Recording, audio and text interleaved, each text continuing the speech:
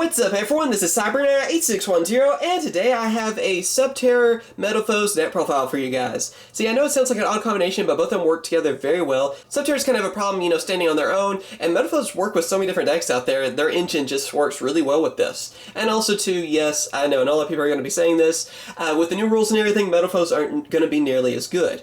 But it hasn't happened yet. We have like, what, 6 months in the TCG before we get the new Link monsters, and of course the rules change and everything. So for now, we have the same rules that we've had for quite a while. So I figured, you know what, I'm still going to do deck profile over this, and there's still plenty of deck profiles I want to do because I promised them to you guys. But anyway, let's get on with the deck profile. Alright, first off, starting with our Subterrors, we have Subterror Behemoth Stalagmo, and then also 3 of Subterror Behemoth Umastrix.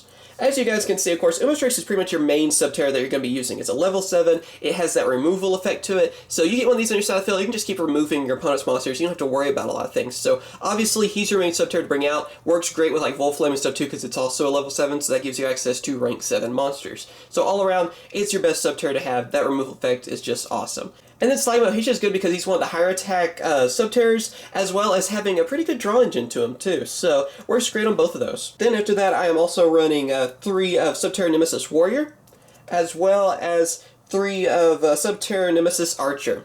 These are your lower level Subterror monsters. They help you out in a lot of situations. I mean, Warrior's great because you can easily bring him back from the graveyard over and over when you flip up one of your Subterrors, and he can also help you search and summon one of your Subterrors too with his effects. And then also Subterror Nemesis Archer. This is what makes this combo work so well, because if she is destroyed by battle or card effect, you're able to get one of your Subterrors and place it on the field. So why is this a good thing?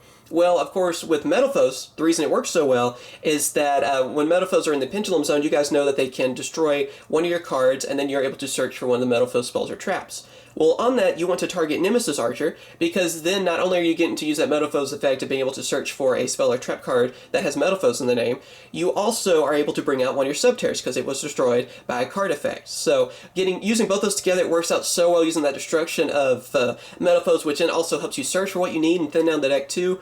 Just works great together. It's kind of a funny combination, but they just work so great together. And then our last 2 Subterrors are Subterror Behemoth Ultramythus, and then we also have Subterror Behemoth Stago Kraken. They're both great to just have one of each in. Again, Umastrix is just kind of like with Stalagmo, where it's mainly one of your strongest monsters, and of course with Cave Clash with it, it's amazing. Its effect can flip everything face down, get those attack points from Cave Clash and everything. So it's the main one, it's your main hard-hitting monster, I guess, that will do the most damage. And then Stago Kraken is just mainly there because he can get rid of spells and traps. That can always be a problem with any deck out there, get rid of them, plain and simple. Now we're moving on to Metalfoes, and I'm using basically 2 of each of them. So we have 2 of Volflame, 2 of Gold Driver, 2 of Stillin, 2 of Silvered. There's not a whole lot of room to put all these there. And then also 2 of Rare Metalfoes Bismugear.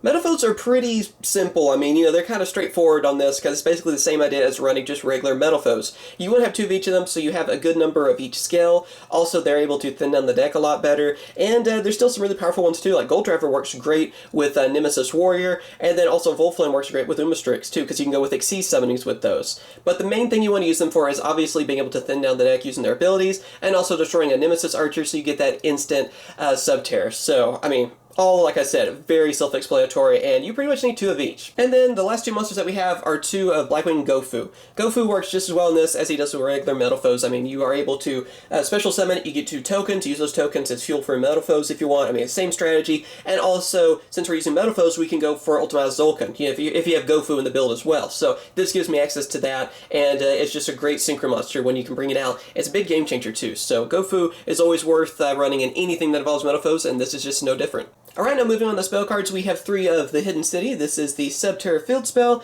as well as 3 of Terraforming, just to get it a little bit quicker to my hand. All you gotta do with this is basically, this sets up everything for you. It is a 2-card combo, essentially, where if you have either Terraforming or the Hidden City in your hand, and then one of the Metalfoes, doesn't matter which one, they all have the same effect, then you can bring out any Subterror you want, as well as get whatever Metalfoes spell or trap card you want too.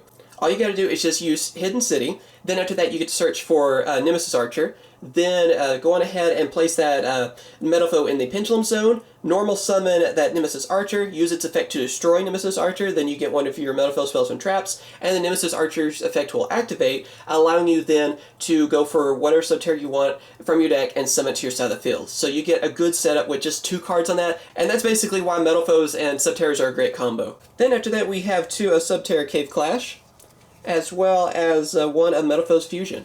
Metalfoes Fusion, really self-explanatory, just like with the rest of the Metalfoes. I mean, it's your fusion card to bring out all different fusion monsters. Obviously, you just need 1. And then, of course, we have Subterror Cave Clash, which really powers up Subterrors. I think it's the best new card we got of the set. Unfortunately, the others just weren't too great, in my opinion. But this card can actually power up your Subterrors. It can make it so if they inflict damage, you're able to get one of your Subterrors from your graveyard and add it to your hand, even, which can really set up a lot of plays for you. And it combos really well with Ultramephis, because Ultramephis makes it so all monsters on the field go face down, so that it's going to gain some insane attack. It's just there really to help power up your Subterrors as well as bring some of them back from the graveyard. And then for our last 2 spell cards, we have 2 of Book of Eclipse, and then 2 of Twin Twisters. These are just, I mean, pretty self-explanatory really on both of them. Twin Twisters, you want that spell to trap card destruction, obviously, and I don't really care if I send some of my cards to the graveyard. It's not really going to bother me.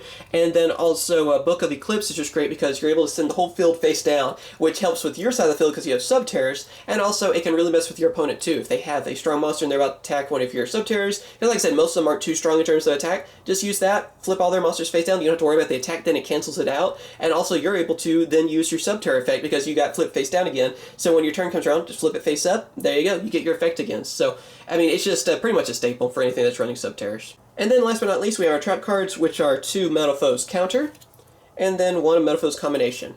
I mean, they work exactly the same like they do in regular Metalfoes. Counter helps you get one of your Metalfoes whenever one of your monsters throw a battle. You instantly get a search for a Metalfoe to your side of the field, so that can help you out. Get an instant Volflame, you know.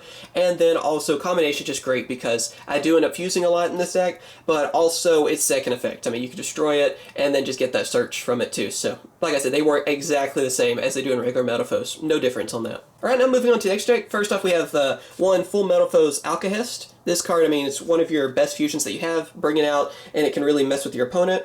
Also, 2 Metalfoes Mithrylum.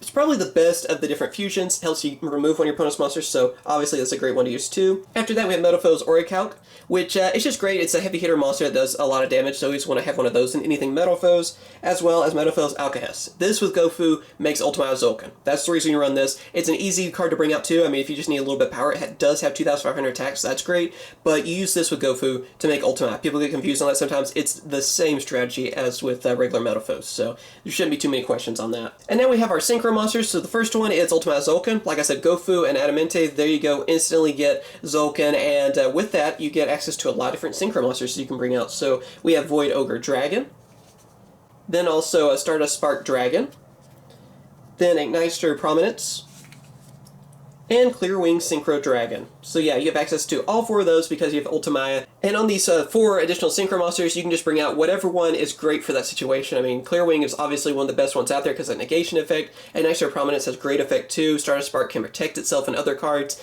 and then also you have Void Ogre because more likely you're going to go through your hand pretty quickly, so you'll gain his effect too from it. So again, it just kind of depends on what your situation is to which one you're going for, but just having access to all these helps out a ton. Now moving on to Extreme monsters, we have number 11 Big Eye. Only using 1 of that. Obviously, you need to have a rank 7 in this build. It's pretty much the best rank 7 out there because you have Volflame and you have Umastrix, which are both level 7 monsters. They're the monsters too you're more likely to have on your side of the field because they're kind of the key ones, because with Metalfoes Counter, you want to go for Volflame most of the time. And then also Umastrix, like I said, is the main Subterror that you're going to want to summon. So both those together, you have them on your side of the field, easily go for Big Eye. Still one of your opponent's monsters. It's just a great exceed to have for that situation.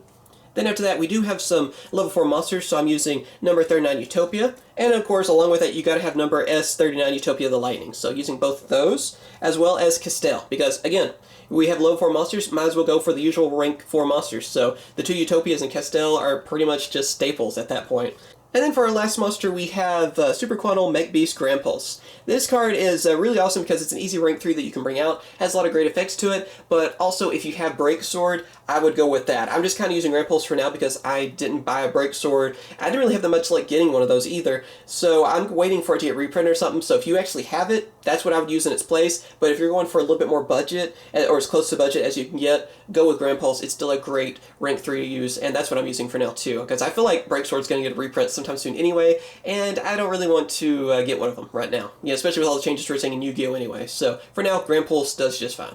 And yep, there you go. That is my Subterror Metalfoes deck profile for you guys. I hope you guys have enjoyed this video. It's a lot of fun to use this deck, so I definitely suggest trying it out. And also, too, yes, I know that when the rules change and everything, when we have link summoning, that this isn't really going to be as playable anymore, because Pendulum's got hit pretty hard by the new rules. But you know what? We still have, what, 6 months before those rule changes happen to us in the TCG. So I was thinking I want to go on ahead and do some deck profiles that I've been promising you guys. Like this one, for example, Wind Witches will have to be next week because I'm waiting on one card. I still want to do a deck profile on Skull Servants. And of course, Ancient Gears and Dinosaurs when those structured decks are out, which I believe is in April. So, and I even have some ideas for link summoning decks too. But for now, I still want to go on ahead and do some deck profiles instead of just making you guys wait for 6 months before I make any more deck profiles. Because like I said, I made a lot of promises to you guys in different deck profiles. So either way, we still have 6 months to use these decks. Might as well have fun using them. So yeah, I hope you guys have enjoyed this video. Be sure to hit that like button. Helps out a ton, especially if you want to see more deck profiles in the future. And of course, be sure to subscribe for more Yu-Gi-Oh! Deck profiles, discussions, news videos, and openings. And of course, I will. Catch you guys later. See ya.